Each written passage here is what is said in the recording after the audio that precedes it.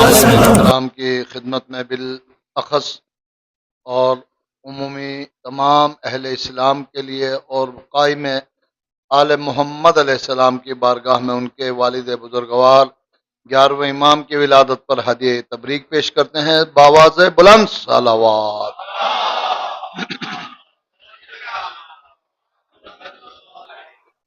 سامعین محترم، اگرچہ امامت کی آیت کی تلاوت کا موقع تھا، لیکن میں پھر ایک بار اپنے سابقہ گفتگو سے منسلک رہتے ہوئے ان کثیر آیات میں سے ایک آیت کی تلاوت کا شرف حاصل کیا جس میں پروردگار نے اپنے نبی محبوب کے رسالتی ذمہ داریوں کا ذکر فرمایا ہے۔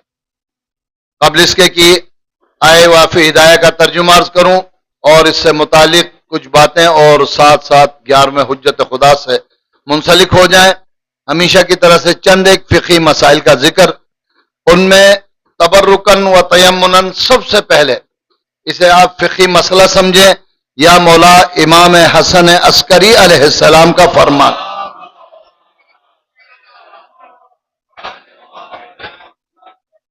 فرمان کی صورت میں شرعی لحاظ سے ہماری کچھ ذمہ داریاں عائد کی جا رہی ہیں، ان میں سے پہلا اور معروف فرمان ہے لوگوں سے جدال نہ کرو اور ضرورت سے زیادہ مذاق نہ کرو۔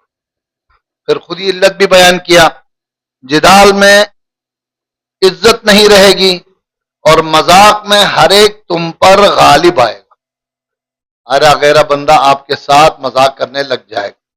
علامہ ذیشان حیدر جوادی صاحب نے اپنے طور پر اس کی مختصر تفصیل دی کہ میرا تجربہ یہ ہے کہ جو انسان بغیر علم کے جدال کر دیں، جدال سے مطلب کوئی تلوار سے جنگ کی بات نہیں ہے، بحث و مباحثہ کہ میں صحیح ہوں اور آپ غلط ہیں، اور یہ جو ایک دوسرے کے ساتھ چاہے سیاست ہو یا دین میں بغیر معلومات کے بات کرنا انسان کی عزت کو خاک میں ملا دیتا ہے۔ اور واقعاً ضرورت سے مومن کے ساتھ خوش روئی سے پیش آنے کا حکم بھی شریعت نے دیا ہے، لیکن ضرورت سے زیادہ کسی کے ساتھ فری ہو جاؤ گے، اس سے آسان لفظ میرے پاس نہیں ہے، پھر ہر ایک تمہارے ساتھ فری ہوگا، پھر کنٹرول کرنا، اسکرو کو ٹائٹ کرنا بہت مشکل ہوگا۔ تو فری ہو گیا نا اب تو۔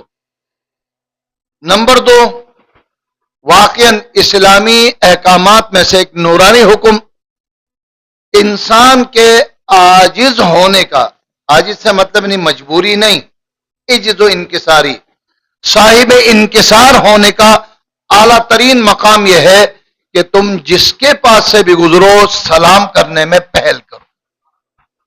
ہمارا تو انتظار ہوتا ہے کہ کوئی سلام کرے۔ اس کی وضاحت کے لیے میں قرآن مجید کی آیت ایک عام طور پر تلاوت کرتا ہوں، فَإِذَا حُيِّيتُم بِتَحِيَّةٍ فَحَيُّوا بِأَحْسَنَ مِنْهَا، جب تم سلام کرو تو سلام تو مستحب ہے، یہ تو معلوم ہے نا، جواب دینا واجب ہے، کیونکہ ایک انسان وہ عمل انجام دے رہا ہے جو اس پر واجب ہی نہیں ہے، اس بنا پر 70 نیکیوں میں سے 69 سلام کرنے والے کو مل جاتا ہے، اور وہ صرف فریضہ ادا کر رہا ہے جواب دے کر، اس بیچارے کو ایک ہی مل جاتا ہے۔ لیکن حکم یہ ہے کہ جب واجب ادا کرو تو صرف فریضہ ادا نہ کرو، جواب دو، بِحُيِّيتُم بِتَحِيَّةٍ فَأَحْسَنُوا مِنْهَا، جس نے سلام کیا اس سلام کا افضل ترین بہتر ترین جواب دو۔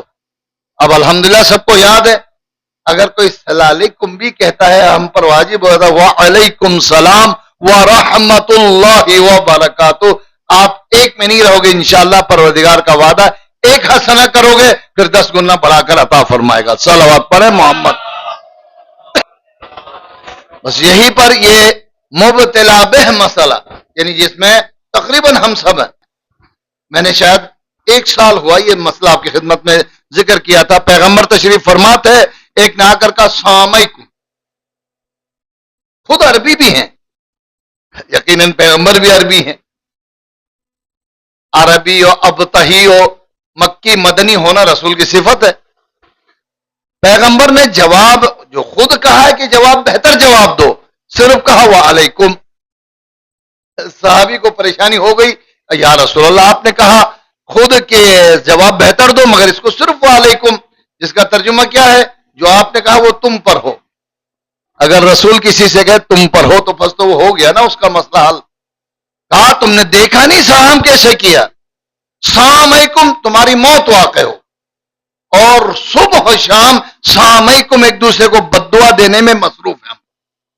السلام علیکم، دوسرا ایک اور سلام علیکم. ہمارے پاس ایک اور تیسرا سلام ہے، وہ بھی فقہی لحاظ سے، نحوی گرامر کے لحاظ سے غلط ہے. کیا؟ السلام علیکم. الف لام معرفہ کہا جاتا ہے. ارے غیر معرفہ چیز سمجھانا مشکل ہوتا ہے، معرفہ سمجھا رہا ہوں. معرفہ پر الف لام داخل ہو کر اگر آ جائے تو اسے تنوین، دو زبر دو زیر دو پیش دینا غلط ہے. اس کے ساتھ پڑھو تو سلام علیکم.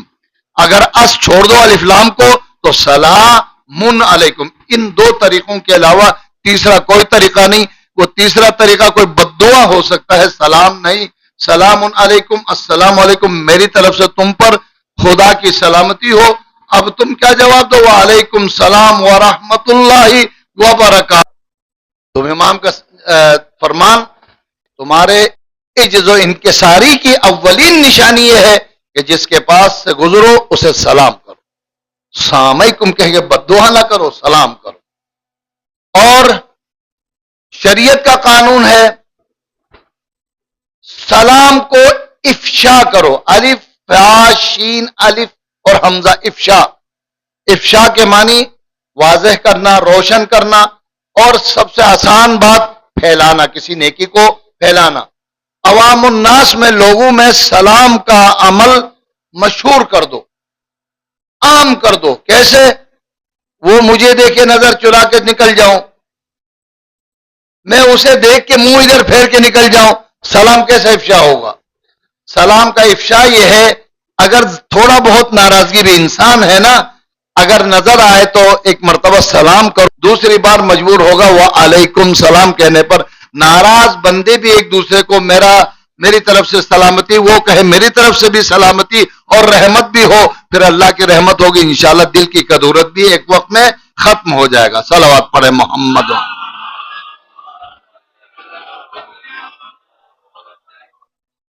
اب ایک لسٹ سنیے جو عام عوام الناس کو قابل قبول نہیں ہے، معاشرے کے رجحان کے مطابق قبول نہیں ہے. اس سیکوینسی میں کہ اسلام سلامتی کو بہت پسند کرتا ہے، سلامتی کی دعا کو پسند کرتا ہے، اس لیے کہ خود اسلام سلامتی کا مذہب ہے. سلام کو شہرت دینا، عام کرنا اسلام کو بہت پسند ہے.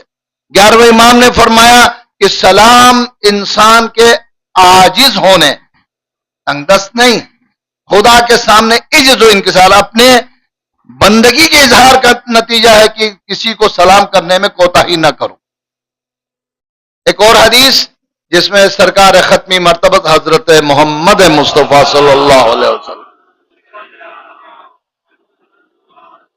جسے مولا علی نے ارشاد فرمایا، بیان فرماتا، رسول نے ارشاد فرمایا کہ بخیل ترین انسان ہے کہ موقع ہو اور مومن کو سلام نہ کرے. مال دینے میں اور آپ بھی بخیل ہیں، آسان بات نہیں ہے، لیکن کیا خرچ ہو رہا ہے کسی مومن کو ملنے پر، کسی مسلمان کو ملنے پر السلام علیکم کو، اور وہ اس سے وعلیکم السلام ورحمۃ اللہ کہ رحمت و مغفرت کی دعا بھی لو. لہذا اس کے اندر بھی اگر کوتاہی کرتا ہے تو یہ انسان یعنی کسی کو سلامتی کی دعا تک نہیں دے سکتا، تو یہی انسان بخیل ترین انسان ہے. بچوں کو سمجھایا، یہی کیا کہتے ہیں کنجوس مکھی چوس. یہ جملہ آیا ہے بڑی سواری والا چھوٹی سواری والے کو، اب آ گئی گاڑی آ نہیں، اور سواری والا پیدل کو سلام کرے. الٹا ہے ہمارے معاشرے میں یا نہیں؟ بڑی گاڑی والا پہلے سے آتا ہے کہ کون کون مجھے سلام کرے، سر کہہ کے سر جھکائے گا. خلاصہ یہ کہ پیدل والا بیٹھے والے کو سلام کرے، بڑا چھوٹے کو سلام کرے. اب سواریوں کی بات ختم ہو گئی. آپ کے ذہن میں کوئی بات ہے تو مجھے بتا دیجیے گا. بعد از خدا بزرگ تو یہ قصہ مختصر، لو لاکھ لما خلق تو افلاق کا مقام جس ذات گرامی یعنی پیغمبر کو ملا ہے، وہ بچوں کو سلام کرنے میں پہل کیا کرتے تھے. ان سے بڑا تو کوئی نہیں ہے نا، لہذا بڑا چھوٹے کو سلام کرے. رکھنے کے لیے سلام کے علاوہ مشہور ہے، تشریف لے جا رہے ہیں، ضروری کام سے جا رہے ہیں، آج کے زمان میں کہے سرکاری کام سے جا رہے ہیں، سرکار کا بندہ آئے تو محلے میں تو مشکل ہوگا جینا. غرض بچے کھیل رہے تھے، کہا یا رسول اللہ ہمارے ساتھ کھیلنے کے لیے بیٹھے، ہم تو 2 نہیں تو 4 نہیں تو 1 تھپڑ تو ضرور دیں گے، تم مجھے بتا رہے. پیغمبر نے سب سے کہا رک جاؤ میں ان کو تھوڑا سا بہلا کے آؤں. تھوڑی دیر بیٹھے، تھوڑا سا ان کے ساتھ انہیں خوش کیا اور پھر کہا بچوں اجازت ہے کہ میں اپنے کام سے جاؤں؟ کون؟ خاتم النبیین. یقیناً یہی معیار، یہی سلام کا طریقہ رائج رہے، شاید کوئی کسی کا دشمن نہیں ہوگا. چونکہ ہم معاملات بالکل الٹا رکھتے ہیں لہذا دشمنی رکھتے ہیں. ارے اس کی بات کرو، اس کی حیثیت دیکھو، اس کی شکل دیکھو، سلام نہیں کرتا، میں اس کے ساتھ کیوں محبت کروں؟ خدا کا حکم تھا تم اسے سلام کر کے اس کا دل جیت لو، تم نہیں اس کا دل خراب کیا. صلوات پڑھے محمد وآل.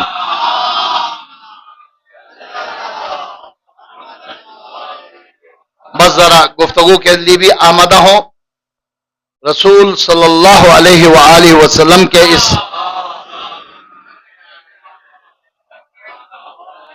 بہترین طریقے سنت اور ارشاد و فرمان کے بعد 11ویں امام کے بارے میں ایک واقعہ ملتا ہے کہ حضرت بہلول دانا نے، مولا امام حسن عسکری چھوٹے ہیں، سامرہ میں ہے، دیکھا محلے کے بچے کھیل رہے ہیں. امام کچھ افسردہ حالت میں ایک طرف تشریف فرما ہے، آخر استاد کے شاگرد ہیں نا بہلول دانا. آگے بڑھ کر کہا اے شہزادے سب کھیلے آپ نہیں کھیلو، شاید لگتا ہے تمہارے پاس کھلونے نہیں ہیں، میں بازار سے، یہ پیچھے گلی میں ہی تو ہے، بازار سے کھلونے خرید کے لاتا ہوں، آپ بھی بچوں کے ساتھ کھیلو. تو امام نے فوراً قرآن کی آیت تلاوت کی، کیونکہ میرا موضوع نہیں ہے لہذا تلاوت کر کے زحمت نہیں دے رہا ہوں، مفہوم عرض کر رہا ہوں کہ اللہ نے ہمیں عبث اور فضول کام کے لیے پیدا نہیں کیا. ارے ہمیں تو خدا کے پاس جانا، جا کر اپنے عمل کا حساب دینا ہے. ہم تو اپنے گناہ کے بارے میں حساب دینے کے بارے میں نہیں جانتے. امام کم عمری میں بتا رہے ہیں کہ ہمیں اپنے عمل کا جواب دینا ہے. خدا قرآن میں ارشاد فرماتا ہے کیا لوگوں نے یہ گمان کر رکھا ہے کہ ہم نے عبث اور بیکار پیدا کیا ہے، وَأَنَّهُمْ إِلَيْنَا لَا تُرْجَعُونَ، ہماری طرف پلٹ کے آنے والے نہیں ہیں. دونوں کا جواب نقیض میں ہے، نفی میں ہے. نہیں، خدا نے نہ بیکار پیدا کیا ہے اور نہ ہمیں پلٹ کر نہیں جانا، بلکہ کسی کام کے لیے پیدا کیا ہے اور پلٹ کر بارگاہ خداوندی میں جا کر جواب دیں. پچھلے ہفتے کا عنوان آج بھی جاری ہے، اہل البیت علیہم السلام کا دین کے اجراء اور احیاء میں کوششیں، خدمات اور ان کے طریقے، دین کے احیاء کے لیے ائمہ کی کوششیں کس طرح سے. میں نے آپ کی خدمت میں اوائل اسلام کی کچھ باتیں عرض کی تھی کہ مولا علی کے لیے کیا مشکلات تھیں. دین کے لبادے کو الٹا کر کے پہنا، یہ نہج البلاغہ کا جملہ ہے. کتنے سال میں؟ صرف 25 سال، 11 ہجری سے لے کر 35 ہجری تک. 11 ہجری 28 صفر رسول کی وفات ہے، 18 ذی الحج 35 ہجری مولا علی کی ظاہری حکومت کی پہلی تاریخ. حسن اتفاق ہے کہ اصل ولایت کے دن کا اعلان بھی 18 ذی الحج ہے اور ظاہری خلافت اور تخت نشینی کی تاریخ بھی 18 ذی الحج ہے. لوگ حیران ہوئے کیسے ممکن ہے؟ کہا کہ حلال کو حرام، حرام کو حلال کر دیا. اب آئیے سورہ مبارکہ آراف کی 157ویں آیت کا نسبتاً تفصیلی ہے، اس سے پہلے 156ویں آیت میں 156 والی آیت میں اللہ تبارک تعالی ان مؤمنین، ان صاحبان ایمان کا ذکر فرما رہا ہے جس پر احسانات کیے ہیں اور ان کی کچھ نشانیاں کچھ تفصیل سے بیان کیے. بیان کرتے ہوئے 157 والی آیت میں الذین یتبعون الرسول النبی الامی الذی یجدونہ مکتوبا عندہم فی التوراۃ والانجیل، وہ مومنین، وہ صاحبان ایمان افراد وہ ہوتے ہیں جو اس نبی کی پیروی کرتے ہیں جو امیین میں پیدا، اہل مکہ کا ایک نام ام القریٰ ہے، انہی میں پیدا ہونے والوں کو امی کے نام سے یاد کیا جاتا ہے۔ ہم عوام الناس کی طرح جاہلوں کا ترجمہ نہیں کرتے، بے شک رسول جاہلوں کو عالم بنانے آئے تھے، لیکن خود رسول کے لیے علم سے جہالت کا تذکرہ ہمارے عقیدے میں شامل نہیں ہے۔ اہل مکہ میں سے ہم نے جس رسول کو مبعوث بنایا، نبی بنا کر مبعوث کیا، اس کی پیروی کرتی ہے مومن کی اولین نشانی۔ کس نبی کی بات؟ جو امی ہے اور جن کا ذکر تورات، زبور، انجیل میں موجود ہے۔ الذین یجدونہ مکتوبا عندہم فی التوراۃ والانجیل، ان کی ذمہ داریاں: نمبر 1، یأمرون بالمعروف، وہ نیکیوں کا حکم دیتے ہیں، وینہون عن المنکر، برائیوں سے روکتے ہیں، اور ویحل لہم الطیبات، پاک چیزوں کو حلال بنا کر پیش کرتے ہیں، ویحرم علیہم الخبائث، اور نجس اور کثیف اور خبیث چیزوں کو حرام اور نجس کہہ کر بیان کرتے ہیں۔ دونوں باتیں بہت ضروری ہے، شریعت سے حلال اور حرام کا حکم نکال دیا جائے، شریعت خالی ہو جائے۔ چوتھی بات یاد رہے انشاءاللہ، امر بالمعروف نہی عن المنکر، حلال چیزوں کا ذکر اور حرام چیزوں کا۔ چوتھے نمبر پر خبیث چیزوں کو حرام کہہ کر بیان کرتے ہیں۔ پانچویں نمبر پر وَيَضَعُ عَنْهُمْ إِصْرَهُمْ وَالْأَغْلَالَ الَّتِي كَانَتْ عَلَيْهِمْ، لوگوں کے گردنوں پر شرک، کفر اور لا دینی کا بوجھ لگا ہوا تھا، اسے ہٹانے کے لیے آئے۔ غلامی کے توق میں پھنسے ہوئے تھے، اس سے نکال کر ایمان و اسلام کے نور کی طرف لے کے آنے کے لیے آئے۔ اللہ ولی الذین آمنوا یخرجہم من الظلمات الی النور، اشارہ ہے۔ اور الذین آمنوا وعزروہ ونصروہ، یہ میرے اور آپ کے لیے حکم ہے۔ وہ افراد جو صاحبان ایمان ہیں، جنہوں نے کلمہ پڑھا ہے، ان کی ذمہ داری ہے کہ رسول کے ان احکامات کی جو اوپر سے آپ کو گنوایا کب پیش کیا، ان کی پیروی بھی کرے، رسول کی تائید بھی کرے، وَنَصَرُوا، ان امور کو نافذ کرنے میں رسول کی مدد بھی کریں۔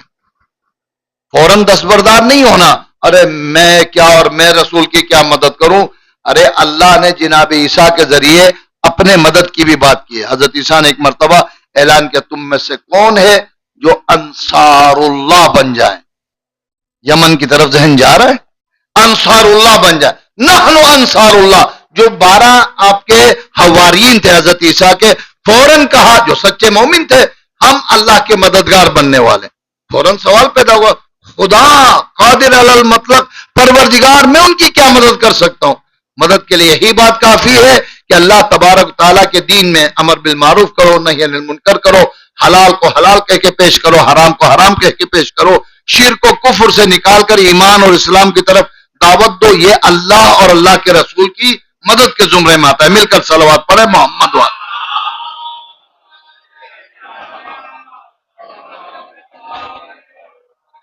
الذین آمنوا وعزروہ ونصروہ، اہم ترین حکم، واتبعوا النور الذی انزل معہ، اس نور کی پیروی کرے، اتباع کرے جسے ہم نے اپنے نبی محمد مصطفیٰ کے ساتھ نازل فرمایا۔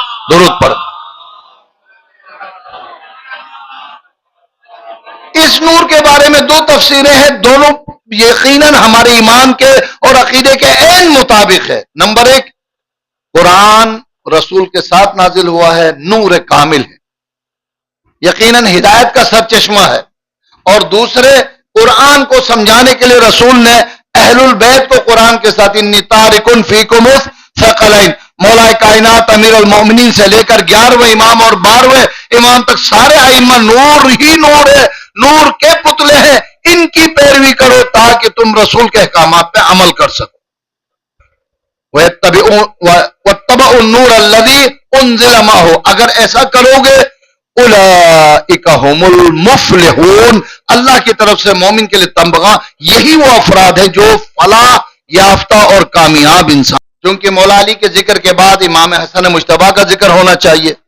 ایک جملہ یاد دلاتا ہوں، تقریباً 100 سال کے عرصے سے زیادہ عرصے تک قال رسول اللہ کہہ کر حدیث بیان کرنے پر پابندی تھی. اس کا سختی سے مقابلہ مولا علی علیہ السلام نے اپنی زندگی میں کیا اور تدوین حدیث پر زور دیا. تدوین حدیث یعنی پیغمبر کے سچے اقوال کو کتابی صورت میں بیان کروایا. علم الحدیث 1400 سال گزرنے کے بعد مجتہدین کی کمر خم ہو جاتی ہے، داڑیاں سفید ہو جاتی ہیں، علم الحدیث کا مسئلہ حل نہیں ہوا. اتنا عمیق اور گہرا مسئلہ ہے. ہم صرف قال رسول اللہ کہ وہ بھی صحیح قال بھی ادا نہیں ہوتا، قال رسول اللہ کی قال رسول اللہ کہ بیان کر کے ہر کچھ ٹھوک دیتے ہیں. نہیں، ایسا نہیں ہوتا. علم الحدیث کا ایک باقاعدہ سلسلہ مولانا شروع ہوگا. 2 احسانات ہے، علم حدیث کا کام شروع کیا ہے اور قرآن کی جو تجوید آج رائج ہے وہ بھی مولا کائنات امیر المومنین علی ابن ابی طالب علیہ السلام. 7 بڑے قرہ ہیں، 7 بڑے قرہ. ان میں سے کسی ایک کی قرات کا قانون لے کر قرآن تلاوت کرو، درست ہے. لیکن فقہ جعفریہ میں درست قرات ابو رافع کی قرات ہے، جو بہت کوشش کر رہا ہے ایران قرآنی کلاسوں میں تجوید قرآن، حفظ قرآن اور تلاوت قرآن، اور جو دنیا بھر میں مشہور ہو گئے ماشاءاللہ سے قرآن اور حافظین. کبھی کبھی ایسے جلسے بھی تو دیکھا کرو نا، ہمیشہ میچ میں دیکھ کے فیل ہوتے نہ رہو. کمال دکھایا نا پاکستان والوں نے، تو ذکر کرنا ضروری ہے، اس لیے میں نے کیا. تو چھوٹے چھوٹے بچے تلاوت کرتے ہیں، بڑے بڑے مفتی اور قاری سر پکڑ کر بیٹھ جاتے ہیں کہ اتنا بڑا معجزہ. ان کے بچے معجزہ دکھا رہے، ہمارے بڑے بھی بچے تک نہیں پہنچ سکے. بہت مشکل کام. خیر، تجوید میں ابو رافع، حضرت ابو رافع قاری ہیں اور اہل البیت کی قرات ان کے قرات کے مطابق ہے. یعنی انہوں نے اہل بیت کے طریقے کے مطابق طریقہ بتایا ہے، لہذا علماء فقہاء ابو رافع کی قرات کی پیروی کا حکم دیتے ہیں. ایران سے تجوید کی کتابیں آتی ہیں اور وہ اسی قانون کے مطابق قوانین سمجھایا جاتا ہے. نہ ہمارے پرانے طریقے سے پڑھانے کا طریقہ درست ہے، نہ تجوید سکھانے کا طریقہ. آج کل انہوں نے ڈیجیٹل طریقے سے، بہترین جدید طریقے سے قرآن حفظ کا طریقہ اور قرآن پڑھنے کا طریقہ، تلاوت کرنے کا طریقہ، اسی طرح سے حدیث پر بہت بڑا کام ہو رہا ہے. حضرت امیر المؤمنین علی ابن ابی طالب علیہ السلام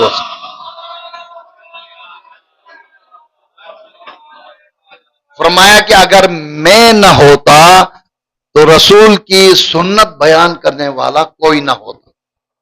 بھول تو نہیں گئے ہوں گے نا، جب 25 سال بعد مسجد النبوی میں پہلی مرتبہ جب مولانا نماز پڑھائی، نابینا صحابی نے برابر والے کو دھکا دے کر کہا 25 سال بعد علی نے رسول کے نماز یاد دلائی. آپ اندازہ کرو کتنی تبدیلی آئی ہوگی اسلام میں. سلسلہ امام حسن مجتبی نے بھی حدیث کی تدوین پر بہت سختی سے عمل کروایا. مولا امام حسین کے لیے شہادت، مظلومیت، لاچار حسینہ، یہی کہہ کہ ہم لاچار ہو گئے. معذرت میں آزادہ خالدی کے خلاف بات نہیں کر رہا ہوں، لیکن ہمارا ذہن مظلومیت کی طرف گیا ہے. اگر امام حسین کو سمجھنا ہے تو یہی خطبہ ہمارے لیے کافر ہے. انی ما خرجت بطرا ولا اشرا ولا مفسدا ولا ظالما بل انی خرجت لاصلاح امت جدی رسول. پہلی ذمہ داری، نانا کو کیا حکم ملا؟ حلال کو حلال، حرام کو حرام بتاؤ، امر بالمعروف نہی عن المنکر. سورہ اعراف کی آیت نمبر 157 بار بار ذکر کر رہا ہوں. جا کے تھوڑا سا قرآن کی زیارت تو کرو کہ مولوی کا بچہ صحیح کہہ رہا ہے یا غلط کہہ رہا ہے. درود پڑھے محمد وآل.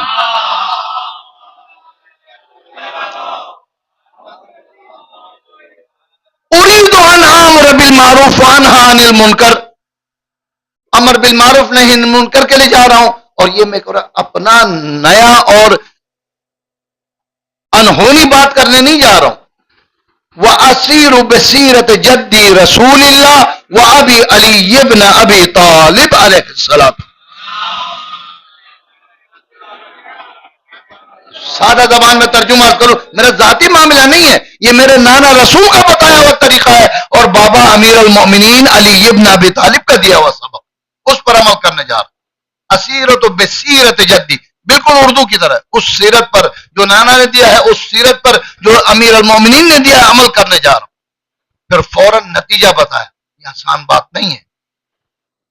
اصلاح امت بہت مشکل کام ہے، جو مجھے شروع میں بیان کرنا تھا، اب بات آ گئی تو عرض کروں۔ 11ویں امام کا فرمان ہے، اصلاح امت میں عرض کر رہا ہوں۔ فرماتے ہیں کسی جہالت میں ڈوبے ہوئے انسان کو اس کی عادت غلط کام پر ہو گئی ہے، وہ عادی ہوا ہے، اسی کو دین کا حصہ سمجھتا ہے۔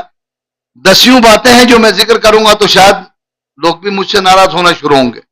10 چیزیں ہیں دین کو، ہم نے دین کے اندر ان چیزوں کو شامل کیا ہے، حالانکہ ان کا دین سے قریب کیا دور دور سے بھی کوئی تعلق نہیں ہے، لیکن ہم نے اس کو دین کا حصہ سمجھا۔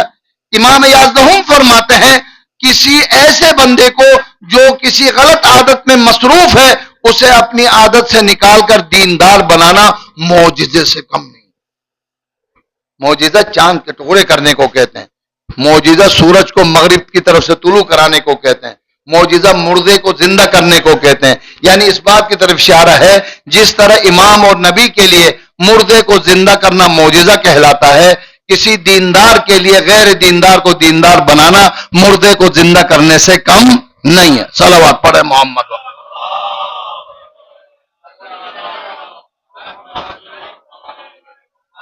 تو سارا ائمہ کی بات تو نہیں عرض کر رہا ہوں، لیکن جو بات عرض کر رہا ہوں، واسیر بصیرت جدی و ابی رسول اللہ، اما اس کے لیے مجھے جان دینا بھی پڑے جان دوں گا، مگر کسی باطل کی بیعت نہیں کروں۔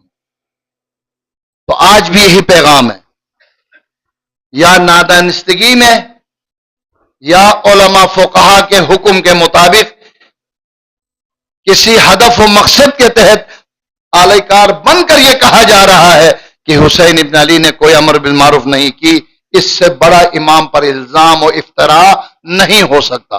ائمہ کا زیارت آل یاسین کا آخری لائن ہے، اے مولا تم پر سلام ہو، تمہارا اٹھنا بھی امر بالمعروف، تیرا بیٹھنا بھی امر بالمعروف، تمہارا دیکھنا بھی امر بالمعروف، حد یہ کہ تمہارا خاموش رہنا بھی امر بالمعروف ہے۔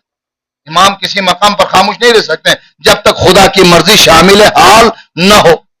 فقہی بات سے تو میں آگے بڑھ گیا ہوں، معلوم ہے اصول فقہ کے اندر 1-2 باتیں ہمیں بتائی جاتی ہیں۔ سنت کسے کہتے ہیں؟ مسلمان تو بیچارہ رسول اکرم کو ہی لے کر چلے جاتے ہیں، رسول کا قول، رسول کا فعل، رسول کی تقریر، وہ تقریر نہیں جو میں اس وقت کر کے آپ کا دماغ کھا رہا ہوں، وہ تقریر نہیں۔ تقریر معصوم نبی یا امام کے سامنے کوئی عمل کرے اور وہ منع نہ کرے، خاموش ہو جائے، گویا امام کی طرف سے تائید ہو گئی۔ تائید کو عربی میں تقریر کہا جاتا ہے۔ میں کچھ نیکیوں کی تقریر کر رہا ہوں، سن لیجئے گا، صلوات پڑھے محمد وال۔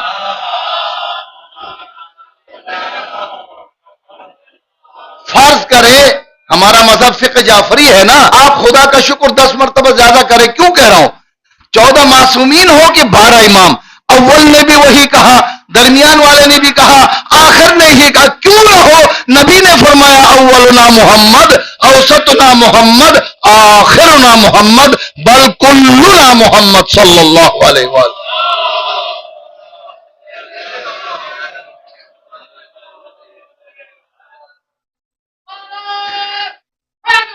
یا علی، ایک غریب شعر یاد ہے، وہ میں اکثر سناتا ہوں، تو اپنے ایک جام پہ نازا ہے ساقیہ، 14 پلانے والے ہیں پرواہ ہے مجھ کو کیا۔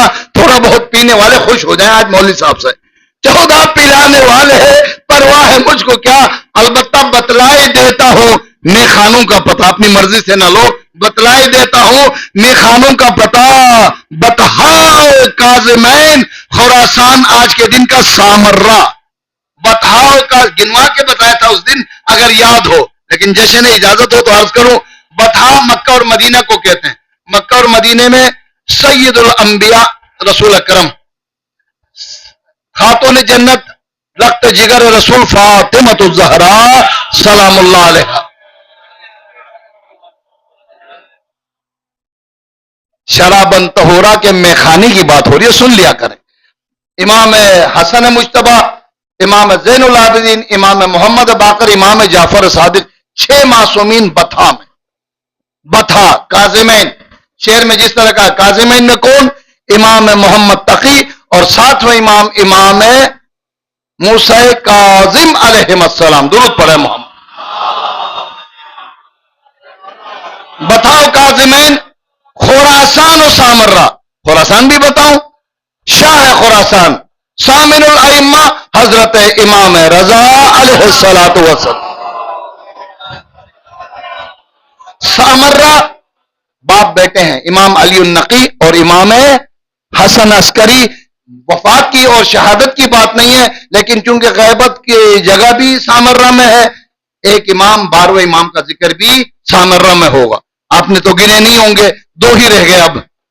خورشید مدعا میرا برج شرف میں ہے، ایک کربلا میں، ایک میرا ساقی نجف میں ہے. درود پڑھے محمد صلی علی محمد. 10 سجدے بھی کم ہے کہ 14 معصومین نے ایک طریقہ دیا ہے. 12 ائمہ نے جان فشانی سے خود قربان ہوئے، اولاد کو قربان کیا، ہر طرح کی قربانی دی، مگر اس ایک حلال کو بتانے کے لیے جسے رسول نے حلال کیا تھا، اس ایک حرام کو بتانے کے لیے جسے رسول نے حرام کیا تھا. مجال ائمہ نے کسی حلال محمد کو حرام کہا ہو یا حرام محمد کو حلال. جلدی میں کہہ رہا ہوں، الٹا نہیں کہنا. کسی حلال محمد کو کوئی امام حرام نہیں کر سکتا، اور کسی حرام محمد کو کوئی امام حلال نہیں کر سکتا. وہ کوئی اور بد نصیب انسان ہوگا جو کہتا تھا کانا فی زمن رسول اللہ حلال چیزیں تھی وانا احرمها، میں حرام کرتا ہوں. میں کہتا تو حرام ہے اس لیے حرام کر. یہ عادت نہیں ہے، لیکن تھوڑا سا ڈرتے ہوئے کہتا ہوں. میں بھی خود صحیح ہو تو کبھی حلال محمد کو حرام نہیں کر سکتا. پھر میں مولا امام حسین سے منسلک ہوں، کیا کروں، کیوں قربانی نہ دوں؟ اس ظالم نے حلال محمد کو حرام اور حرام محمد کو حلال کر دیا. اس سے بڑھ کر اسلام پر ظلم کیا؟ سوتیلی ماں سے ملعون نے نکاح کیا. بالکل حضرت ایوب والا قصہ ہے. حضرت ایوب نے سوتیلی بیٹی سے شادی کا ارادہ کیا. یہ مولوی بہت خطرناک بھی ہے اور بہت بہترین بھی ہے. میرا ارادہ مفتی فتویٰ دینے والا ہے. ظالم طاغوت ہوتے ہوئے بھی اس زمانے کے عالم سے پوچھا کچھ پیسوں کا تحفہ دینے کے بعد کہ میں اپنے سوتیلی بیٹی سے شادی کرنا چاہتا ہوں، جائز ہے؟ تھیلا دیکھ کر کا کوئی بات نہیں. کسی نے حضرت ایوب تک پیغام پہنچا، اس زمانے کا نبی ہے، پریشان تو نہیں ہو گئے؟ تھوڑا سا ادھر زگزگ ہو گیا. حضرت ایوب نے کہا ممکن نہیں، جس عورت کی ماں سے، جس لڑکی کی ماں سے تم نے عقد کیا ہے اور مدخولہ ہو، یعنی باقاعدہ شادی کا مقصد بھی پورا ہو چکا ہو، ہم بستری ہو گئی ہو، اس کی بیٹی تمہاری بیٹی ہے، اس کے ساتھ شادی ممکن نہیں ہے. میں شرمندہ ہوں، پانی پانی ہو جاتا ہوں پاکستانی واقعات سن کر. آج ہی سوشل میڈیا پر ایک سوتیلی بیٹی اور باپ کا قصہ سنا ہے. کچھ خواتین بھی ہیں، لیکن سبق کی خاطر عرض کر رہا ہوں. منحوس نے 26 مرتبہ اس کے بچے کو گرایا. حضرت ایوب کے زمانے میں خطرناک لوگ نہیں تھے، ہمارے زمانے میں اس سے زیادہ وہاں تو حضرت ایوب تھے بچانے والا، یہاں تو بیچارہ ایوب بھی نہیں ہے کہ بچا سکے. یہ زمانہ چل رہا ہے، بہت احتیاط کی ضرورت ہے. واقعاً میں کہیں کہا کرتا ہوں، پرانے زمانے میں عزت خاتون کا بہت احترام رکھنا پڑتا تھا، آج مرد کی عزت بھی انتہائی خطرے میں. وہ خطرناک زمانہ آیا ہوا. مرض حضرت ایوب نے کہا یہ ممکن نہیں. اب اس عورت کو پتا چلا کہ ایوب منع کر رہے ہیں. ظالم سے شرط کیا لگائی معلوم ہے؟ میں تم سے شادی جب کروں گی جب ایوب کا سر میرے سامنے حق مہر پر پیش کرو. اور ظالم نے جناب ایوب کو قتل کر کے سر ان کے گود میں رکھا، اس نے ان کے ساتھ شادی کی. یہی معاملہ حضرت امام حسین علیہ السلام نے یزید پلید پر اعتراض کیا تھا کہ تم نے اس سے شادی کی جس سے تمہارے باپ نے شادی کی تھی. کہا تم کون ہوتے ہو منع کرنے والا؟ حاکم تو میں ہوں، میں اولی الامر نہیں کہہ رہا ہوں، ظالم تو میں ہوں. لیکن امام نے بات نہیں مانی، کہا قتل کر دوں گا. کہا یہ امام قتل ہو جاؤں گا لیکن کسی حلال کو حرام یا حرام کو حلال نہیں کہہ سکتا، یا ائمہ کے دین کے لیے اس سے بڑھ کر کیا خدمت پیش کر سکتا ہوں؟ سلسلہ چلتا رہا، 11ویں امام کا زمانہ، 29 سال مکمل عمر ہے۔ میں سوچتا تھا کہ ابتدائی زندگی کی کچھ باتیں عرض کروں گا، لیکن آپ وقت اجازت نہیں دے رہی ہے، لیکن بچوں کی خدمت میں عرض کروں۔ نام حسن ہے، عسکری لقب ہے۔ آپ کے والد میرے آپ کے مولا و آقا امام علی النقی ہے، اور آپ کی والدہ کا نام سلیل سلام اللہ علیہ دیا ہوا ہے، سلیل۔ اور بھی تاریخ اور روایت ہے، چھوڑ دیں۔ تاریخ ولادت، آج کی تاریخ، معتبر تاریخ قیل و قال کو چھوڑ کر 8 تاریخ بھی بیان کی گئی ہے، 2 ربیع الثانی بھی بیان کی گئی ہے، اور 22 یا 21 ربیع الاول بھی بیان کی گئی۔ لیکن علماء فقہا نے جو لسٹ علماء کے ائمہ کی ولادت کی تیار کی، ان میں 10 ربیع الثانی معتبر تاریخ ہے۔ آج شب 10 ربیع الثانی یعنی شب ولادت منا رہے، سن 32 ہجری میں، نہیں سن 38 ہجری میں، غلط کہا، 132 ہجری میں ولادت ہوئی ہے، اور آپ کی عمر 260 ہجری۔ ابھی بھی میں تاریخ ولادت کے سن میں غلطی کر رہا ہوں، 260 سے آپ صرف 28 سال کم کریں، 238 ہجری۔ اصل بات یہ ہے 238 ہجری میں ولادت ہے، 260 ہجری شہادت ہے، صرف اور صرف یا 28 یا 29 سال عمر ہے۔ اس پورے عرصے میں آپ کو قید و بند میں رکھا گیا۔ قید و بند میں رکھنے کا ایک ہدف یہ تھا، ان ظالموں نے سن رکھا تھا کہ پیغمبر نے بتایا ہے کہ ائمتی من بعدی 12، میرے بعد 12 امام ہوں گے، کلہم من قریش، سب کے سب میرے خاندان قریش سے ہوں گے۔ اور معلوم ہے نا حضرت حبیب ابن مظاہر نہیں، حضرت جابر ابن عبداللہ انصاری کی جو روایت میں نے آپ کی خدمت میں عرض کی، اولہم علی و آخرہم مہدی، پھر ایک ایک امام کا نام بتا کر 12 اماموں کے نام بھی بتا، آج دوسروں کی کتابوں میں بھی موجود ہے، مگر اسے چھپانے کے لیے، نعوذ باللہ، رسول کو جھٹلانے کے لیے، امام کو شادی سے روکنے کے لیے قید و بند میں رکھا۔ مگر جس نور کو خدا روشن کرنا چاہے، لوگ اپنے پھونکوں سے اسے بجھا سکتے ہیں۔ 2 آیتیں کم سے کم ذہن میں رکھیے گا، سورہ صف کی آیت اور سورہ توبہ کی آیت، سیم الفاظ پر مشتمل ہے۔ یریدون لیطفئوا نور اللہ بافواہہم، لوگ چاہتے ہیں، ظالم چاہتے ہیں، طاغوت چاہتے ہیں، کافر چاہتے ہیں کہ اپنے منہ کے پھونکوں سے نور خدا کو بجھا دے۔ واللہ متم نورہ ولو کرہ الکافرون، یہ نور قیامت تک زندہ رہے گا، خدا زندہ رکھے گا، چاہے یہ کافر کو برا ہی کیوں نہ لگے۔ فانوس بن کے جس کی حفاظت ہوا کرے، وہ شمع کیا بجھے جسے روشن خدا کرے۔ درود پڑھے محمد وآلہ۔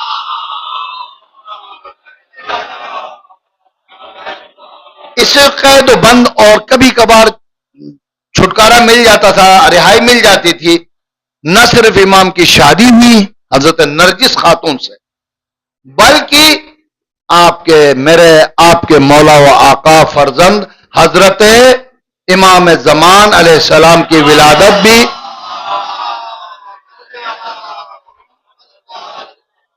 15 شعبان سن 255 ہجری میں، 255 ہجری میں فرزند کی ولادت ہوئی۔ 5 سال غیبت میں رہے۔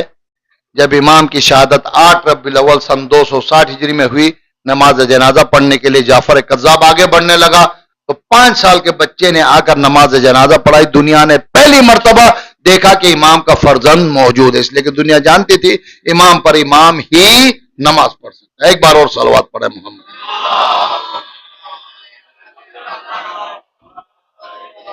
بس آخری مراحل کی باتیں ہیں۔ اب امام نے جب زیادہ عرصہ قید و بند میں گزارا، دین کی تبلیغ کیسے کی؟ 4 کم از کم نائبین کا ذکر ملتا ہے، ورنہ پوری ایک تفصیل ہے۔ انہوں نے پہلا کام وہی کیا جو مولا امیر المؤمنین اور امام حسن نے کیا۔ کیا بتایا تھا ابھی؟ تدوین حدیث۔ پہلے خود فرزند رسول مولا امام حسن عسکری سے رسول کے فرامین کو لیا، کتابی شکل دے کر دنیا کے گوش و کنار میں اہل ایمان، اہل ولا کی طرف، مومنین شیعہ کی طرف احادیث کی کتابوں کو پہنچایا۔ دین پہنچانے کا طریقہ، خود تو قید خانے میں تھے، وہاں کوئی چھاپ کا سلسلہ تو تھا نہیں، حدیث بتائی، اور ان شاگردوں نے، اصحاب نے ایک طویل لسٹ ہے، کتابی صورت دے کر دنیا میں دین کے حقائق کو جو امام حسن عسکری علیہ السلام سے سنا تھا.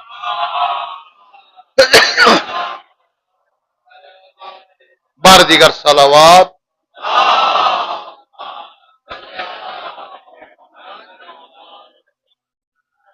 انہی میں سے ایک، اگرچہ علماء فقہا وہی محققین ہے، انہی کی بات میں نقل کر رہا ہوں، خود امام کے ہاتھ کی لکھی ہوئی کتاب نہیں ہے، تفسیر امام حسن عسکری، بہت دفعہ سنا ہوگا. لیکن علماء بتاتے ہیں امام نے نہ صرف حدیث پر کام کیا بلکہ قرآن پر بھی اتنا آپ نے وضاحت سے تفسیر بیان کیا تھا کہ ان کے اقوال کو جمع کیا تو تفسیر امام حسن عسکری کے نام پہ کتاب تیار ہو گئی. کتنا نورانی تفسیر ہوگا جو خود امام کے زبانی بیان ہوا ہو، بے شک قلم سے نہیں لکھا ہو، لیکن لکھنے والے بھی تو امانت دار تھے، شاگرد تھے، اصحاب تھے. لہذا آج تک بہت سارے دینی مسائل کو حل کرنے کے لیے ائمہ کے بارے میں بتایا جاتا ہے کہ اپنے اپنے زمانے میں باقاعدہ کچھ کتابوں کی تائید کی ہے. صحف امیر المومنین کی کتاب، صحف سیدہ فاطمہ الزہرا، امام جعفر صادق اور امام محمد باقر علیہ السلام صلوات پڑھیں.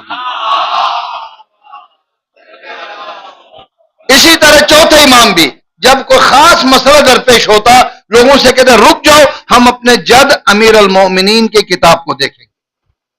اسی طرح سے آج فقہا علماء قرآن کے اہم مسئلے کو حل کرنے کے لیے حوالہ دیتے ہیں تفسیر امام حسن عسکری کا. اس سے بڑھ کر قرآن کی خدمت کیا ہو. بس سمجھ لو، مجھے بھی تھکا دیا، آپ لوگ تو خود تھکے ہوئے تھے. آخری بات عرض کروں، اسحاق کندی کا واقعہ یاد آ گیا نا؟ یقیناً کوئی نئی بات نہیں ہے، لیکن نسل نو کو میں اور آپ ہی ذمہ دار ہیں پیغام پہنچائیں. کیسے خدمت کی؟ قید خانے میں امام، پتا چلا اپنے علمی گھمنڈ میں، فخر میں، چیف جسٹس ہے، مفتی اعظم ہے، قاضی القضات ہے. یہ الفاظ یاد ہوں گے، اب مزید لغت بیان نہیں کر رہا ہوں. یعنی علم کے لحاظ سے اپنے آپ کو بہت بڑا عالم سمجھتا ہے، اور واقعاً ایک حوزہ علمیہ دارالعلوم بھی ہے اور ہزاروں اس کے شاگرد بھی ہے. جب علم چھلک جائے نا، برتن فل ہو کے باہر گرنے کو چھلکنا کہتے، تو پھر علم سے بھی کبھی قباحتیں ایسی پیدا ہو جاتی ہیں کہ امام خمینی نے مجتہدین کے مجمع میں کہا ہوشیار رہنا کہیں تمہارا علم فقہ جہنم میں نہ لے جائے. ہوتا ہے واقع، جب نمازی نماز پر فخر کرنے کی وجہ سے جہنمی بن سکتا ہے، کوئی علم پر بلا وجہ فخر کرے تو جہنمی کیوں نہیں بن سکتا؟ اپنے علمی گھمنڈ میں اس نے تحریر کرنا شروع کیا کہ قرآن کی یہ آیت اس آیت سے اور وہ آیت اس آیت سے ٹکرا رہی ہے، جس کا تاریخ میں نام لکھا ہے تناقضات قرآن. یہ 11ویں امام کے زمانے کا واقعہ ہے. یہ بات امام کو قید خانے میں خبر ملی کہ ظالم نے قرآن پر یہ ظلم کیا ہے، قرآن کے تناقضات شروع کیا. بات بہت طویل ہو جائے گی، تناقضات بہت سے لوگوں کو سمجھ میں نہیں آتا، تو میں ایک مثال دیتا ہوں. مثلا مولا امام موسیٰ کاظم علیہ السلام کا زمانہ ہے.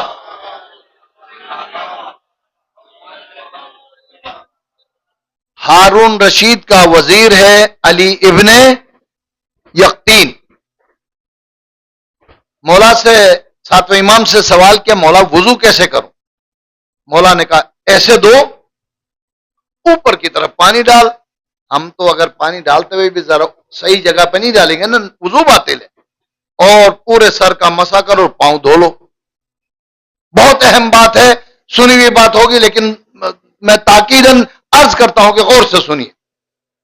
حضرت علی ابن یقطین جیسا شیعہ حیران ہو گیا کہ مولانا یہ کیا جواب دیا مجھے، لیکن فوراً سوچا جو ہم سب کو اس معیار پہ ہونا چاہیے.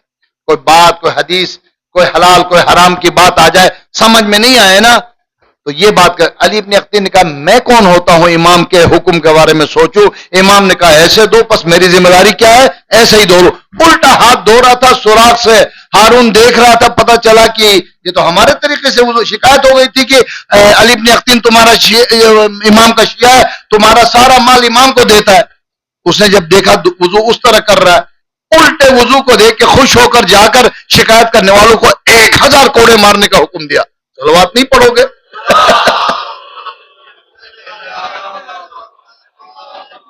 شکایت کرنے والے کا بھی دماغ ٹھکانے لگ گیا ہوگا، مزہ آ گئے ہوں گے، لیکن علی ابن یقطین کے اوپر سے آنے والی مصیبت دور ہو گئی. اگلے لمحے فوراً امام نے حکم دیا، اب ایسے وضو، اب ایسے مسا کر، اب ایسے مسا کر. میں کون ہوتا ہوں امام پر اعتراض کرنے والا؟ ہے کوئی مومن کہ حکم خدا آ جائے بے چون و چرا آنکھ بند کر کے حکم خدا پر عمل کرنے والا؟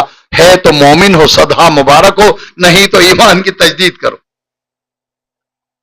ایک ہی کتاب ہے حدیث کی، من لا یحضرہ الفقیہ، اسی کتاب کے ایک صفحے پر علی ابن یقطین کے الٹے وضو والا حدیث بھی موجود ہے، سیدھے وضو والا حدیث بھی موجود ہے.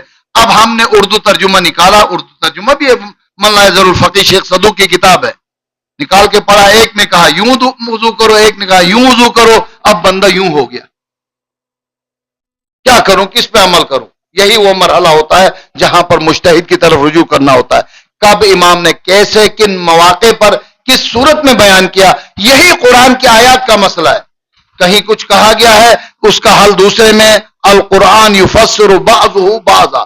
اس بڑے علم والے، اس بڑے کا اعتراض سمجھ لینا والے کو سمجھ میں نہیں آ رہا تھا خدا نے یہ کیا کہا، یہ کیا کہا، الٹا وضو اور سیدھا وضو کیسے دونوں صحیح ہو سکتے ہیں؟ اس نے کہا قرآن میں تناقضات ہیں. باقاعدہ چند صفحات پر کتاب سے تیار کیا تھا. امام نے ایک شاگرد کو بلایا، اس کے ایک شاگرد کو کہا جا کر اپنے استاد سے کہو تم غلط کام کرتے ہو، بلکہ جملہ اس طرح سے، تم اپنے استاد کو اس غلط کام سے روکتے کیوں نہیں ہو؟ کراچی والا طالب علم ہوتا ٹیٹی نکالتا سر پہ رکھ کے کر ایسا، ورنہ 3 کم از کم نقطے ہوتے ہیں آگے. وہ نقطہ آج تک مجھے سمجھ میں نہیں آیا کیا ہوتا ہے اس میں. کوئی ٹیٹی رکھے گا تو اندازہ ہوگا نا. غرض زمانہ تھا استاد اور شاگرد کے احترام کا. ہاتھ جوڑ کر کہا مولا اتنا بڑا عالم، اس کے نگاہ میں تو عالم ہے نا، اور استاد، میں اسے کیسے روکوں؟ امام نے کہا طریقہ میں بتاؤں گا.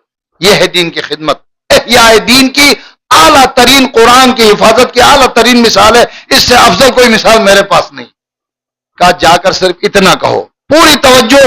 امام نے جو بات کی ہے، کلام الامام امام الکلام ہے، آسان نہیں ہے. صادق آل محمد کا حکم ہے کہ ہمارے کلام کو آسانی سے سرسری پڑھ کر سمجھنے کی کوشش نہ کرو، اس میں گہرائیاں ہیں.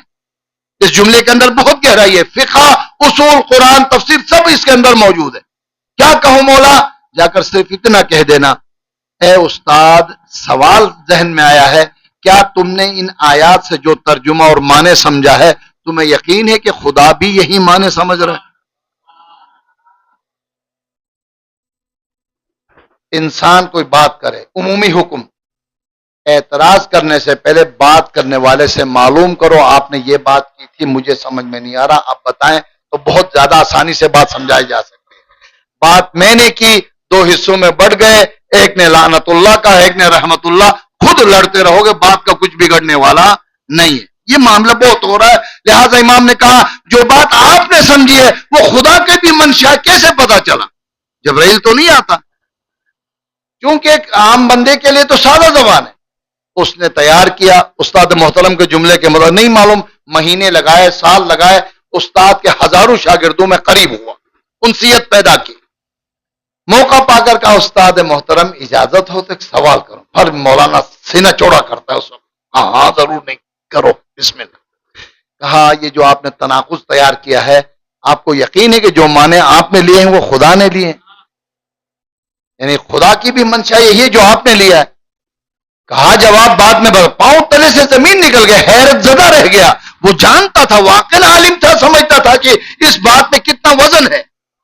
کہا کہ جواب بعد میں بتاؤں گا، پہلے بتاؤ کس نے تمہیں بتایا؟ وہ بچے والے آئیں بائیں شائیں، سمجھتے ہو نا؟ نہیں نہیں استاد محترم وہ ایسے ہی میرے ذہن میں آیا تھا، میں نے ایسے کہا. ابھی گالی تو نہیں دے سکتا. جو بات تیرے استاد کے سمجھ میں نہیں آئے تمہارے ذہن میں، کہا بتاؤ کس نے بتایا؟ کہا ڈر کے میں امام حسن عسکری علیہ السلام نے بتایا. درود پڑھے محمد. حدیث کا جملہ ہے، الان جئتا، عربی میں ہاں جب نام امام کا لیا کہا اب آپ نے حق بات بیان کی، کیونکہ اتنا وزنی بات سوائے امام معصوم کے کوئی اور نہیں. جس کے گھر میں قرآن نازل ہوا وہی یہ بات کر سکتا ہے. اور قرآن کی آیت ہمیشہ ظالم تلاوت کرتے تھے، اللہ اعلم حیث یجعل رسالتہ. عام زبان میں خدا بہتر جانتا کسے امام بنائے، کسے نبی بنائے، کسے رسول بنائے، کسے رسالت دے، کسے امامت دے، وہ بہتر جانتا ہے. فوراً اپنے نسخے کو جلا کر ختم کر دیا. اب قرآن نہ جلائیے گا اس کے بدلے میں، قرآن جو بھی کیا اس نے، لیکن قیامت تک کے لیے امام حسن عسکری نے ہم پر احسان کیا. اگر آج وہ تناقض کی کتاب ظالموں کے لائبریری میں موجود ہوتی نا، ہمارا تناقض نکال کر چھوڑ دیتے. ارے قرآن کے معنی مطالب واضح باتیں بھی الٹا پلٹا کر کے امر بالمعروف کرتے ہوئے گناہ کا امر دے، نہی عن المنکر کرتے ہوئے عبادت سے روکے، اور حلال کو حرام کر دے، حرام کو حلال، یعنی اولی الامر یزید کو قرار دے. ان سے کیا توقع؟ اگر تناقض کی بات ہوتی قرآن کا کیا حشر ہوتا. امام نے ایک جملے کے ذریعے قیامت تک کے لیے اہل ایمان کی خدمت کی ہے، قرآن کی حفاظت کا حق ادا کیا. کیوں؟ رسول نے فرمایا تھا قرآن اہل بیت کے ساتھ ہے اور اہل بیت قرآن کے ساتھ. انی تارک فیکم الثقلین کتاب اللہ و اطرت ما ان تمسکتم بہما لن تضلوا بعدی ابدا. پروردگار مولا امام حسن عسکری کی اس مظلومیت کا کہ زندگی بھر قید و خانے میں گزری، پروردگار امام معصوم کا واسطہ محفل میں موجود مومنین کرام، اہل ایمان، مومنات کے تمام حوائج شرعیہ کو، ہماری اس خلیل عبادت کو اپنی بارگاہ میں قبول فرما. رب کریم دنیا بھر کے مظلومین کی مدد و نصرت فرما. رب کریم ظالموں کو ان کے عزائم سمیت نیست و نابود فرما. پروردگار دنیا سے ظلم کے خاتمے کے لیے اپنا آخری حجت کے ظہور میں تعجیل فرما. قلب مبارک امام کو ہم سے راضی و خوشنود فرما. ربنا تقبل منا انک انت السمیع العلیم. آخر میں التماس دعا ہے آپ تمام حضرات کے مرحومین، اس دینی عبادت خانے اور ادارے کے بانین، علماء، مومنین، سادات، مومنات اور مرحوم قائدین، فقہا، مجتہدین اور شہدائے ملت جعفریہ، شہدائے فلسطین، شہدائے لبنان، شہدائے شام، ایران، سب کو شامل کرتے ہوئے جن کا کوئی فاتحہ پڑھنے والا نہیں، ان کے لیے ہماری طرف سے ہدیہ. صرف ہاتھ اٹھائیے گا نہیں، التماس سے سب الحمد اور قل اللہ تلاوت کرے. الفاتحہ. Thank you for watching my YouTube channel.